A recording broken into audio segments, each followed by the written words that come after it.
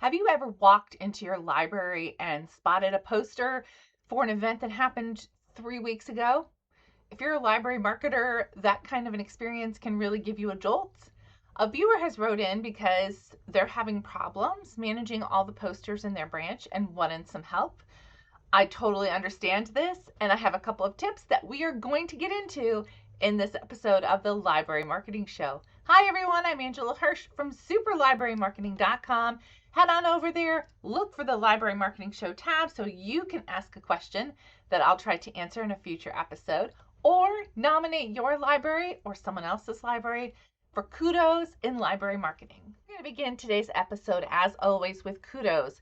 So I'm not exactly sure how to attribute this kudos, but I wanted to share with you an article from the BBC that mentions a number of libraries in Europe. You're going to find that link down below. So the article starts by talking about libraries in Finland and how lending in Finland has roots in from many hundreds of years ago when people used to share their farm equipment, which I thought was a really interesting connection. The other thing I wanted to point out in this is in the article, it talks about the Finnish Library Act, which I didn't know was a thing. But this particular piece of legislation says that public libraries must promote democracy, freedom of expression, and active citizenship.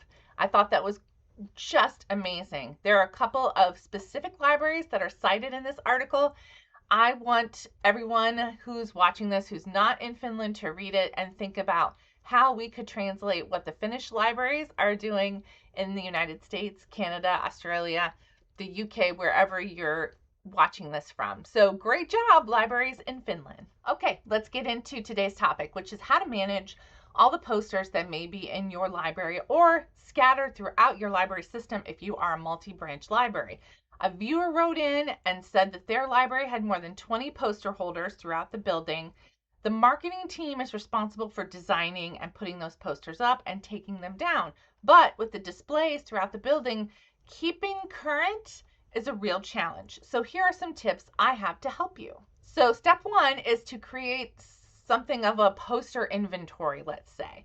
Make a list of all the places in your building where holders are located and give them a number, like poster number 1, 2, 3, and so on. And we're going to put out that trusty Excel sheet and create a spreadsheet where you're going to have 4 columns. So you're going to put the location number in the first column, the poster that is currently there in the second column, the date that you installed it in the third column, and the date you need to remove it in the fourth column. And now you're going to start treating the removal of those posters as a separate task. So whenever you schedule a poster installation, immediately put in when it should be removed. If you are doing that in the spreadsheet, you can also put a reminder in your Outlook or Gmail or on your phone, whatever works best for you.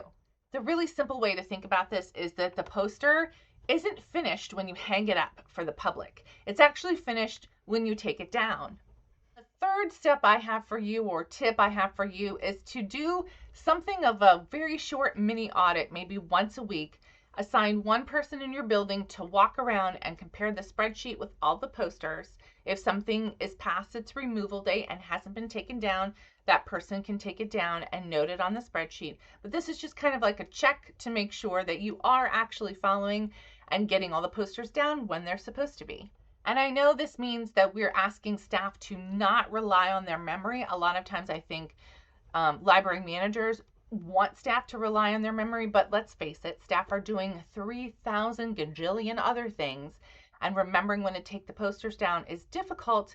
So this is just a little tracking system that your library can use no matter what the size to make sure all your posters are up to date.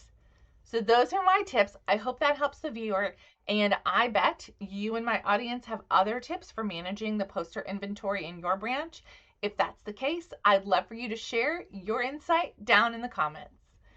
And that's it for today's episode of the Library Marketing Show. But my channel is full of other tips for library marketing. If you're interested in learning more, head to the next video and I'll meet you there.